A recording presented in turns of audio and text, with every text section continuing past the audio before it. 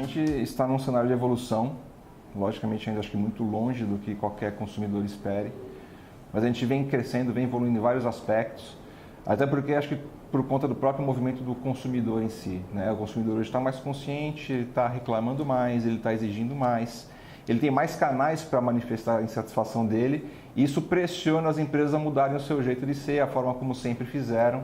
Então isso traz um benefício para o próprio consumidor, traz um benefício para as próprias empresas, que tinham algumas áreas ocultas em relação a gerenciar problema de relacionamento com o consumidor. A gente vai ter um consumidor satisfeito quando a gente, enquanto cidadão, fica orgulhoso dos serviços públicos que a gente tem. Então a gente fala, e quem regula os serviços de atendimento ao consumidor? É o Estado. Então se ele não consegue dar o exemplo, se é ele quem policia as empresas, se tem toda aquela mecânica que a gente sabe dos grandes setores, das grandes empresas, em se defenderem daquilo que é ruim para o consumidor, a gente acaba não tendo uma cadeia muito bacana em termos de valor e desdobramento, e faz com que a gente tenha nas empresas, principalmente nas grandes, ainda uma repetição, alguns exemplos que não são muito legais e acabam deixando os consumidores desgastados com o padrão de serviço que ele tem. Então a Copa do Mundo traz esse desafio de como que eu garanto que eu vou conseguir atender todos que me procurarem com o padrão que eu gostaria de dar e com o padrão que esse turista espera, porque a gente tem problema também de, às vezes, de cultura, né? Se alguém do Brasil, de outras regiões, já vem para São Paulo, já acha que, por exemplo, São Paulo tem um jeito diferente de ser. Você imagine, de repente, vindo um estrangeiro, alguém de fora que não está acostumado com o nosso hábito, como que eu consigo dar para ele um padrão bacana de atendimento?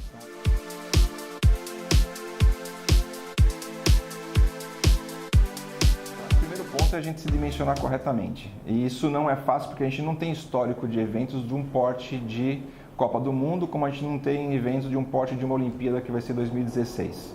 Então está todo mundo meio que se preparando, tentando ali prever, planejar, estipular o que vai ser essa movimentação.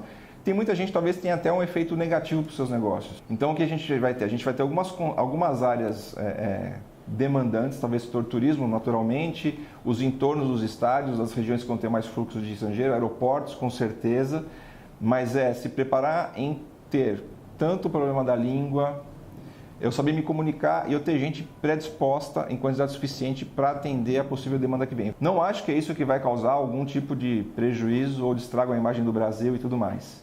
Eu acho que as coisas vão sair bem porque vai se criar um mundo que não é o mundo que a gente tem aqui todos os dias. Então isso vai dar uma aliviada na pressão.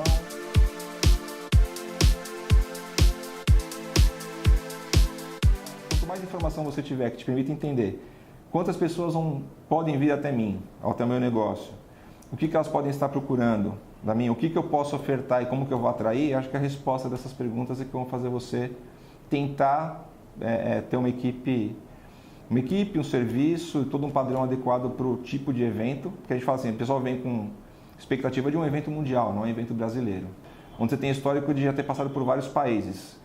Algumas pessoas vão nesses eventos em todos os países que eles acontecem. Então vai chegar aqui e vai esperar um padrão típico do evento, não só o típico do Brasil.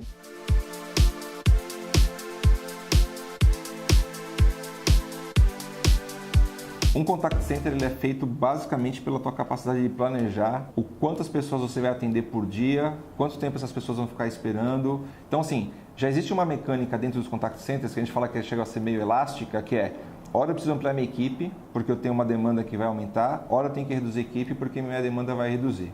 Lógico que é um problema hoje o cenário que a gente tem, por exemplo, de desemprego. Tem algumas praças no Brasil que não tem mão de obra disponível. Então, se for fazer uma ampliação em que precisa de mão de obra treinada ou com alguma experiência e não tenha, é um processo um pouquinho mais demorado e mais sensível de eu buscar pessoas que não têm experiência para treinar e atuar em atendimento ao cliente.